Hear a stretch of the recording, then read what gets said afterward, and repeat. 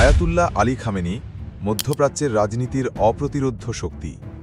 তাছাড়াও তিনি নবী সাল্লাল্লাহু আলাইহি ওয়াসাল্লামের ৩৮তম বংশধর। নবী সাল্লাল্লাহু আলাইহি ওয়াসাল্লামের দৌহিত্র ইমাম হুসাইন রাদিয়াল্লাহু এর ছেলে ইমাম জয়নাল আবেদিনের বংশধর। ওনার মাথায় কালো পাগড়ি তার চিহ্ন বহন করে। উনি শিয়া মাযহাবে প্রচলিত বেশ কিছু বিতর্কিত বিষয় সমাধান করে শিয়া ও সুন্নি মুসলমানদের মধ্যে ঐক্য তৈরি করতে ভালো কিছু ফতোয়া জারি করেছেন, যার মধ্যে রয়েছে সাহাবীদের গালি না দেয়া, মহররমে শরীর থেকে রক্ত না ঝরানো, সকল মাযহাবের মুসলিম একই মসজিদে নামাজ পড়ার তাগিদ ইত্যাদি, যা মুসলিম ভ্রাতৃত্ব প্রতিষ্ঠায় অনন্য অবদান হয়ে থাকবে।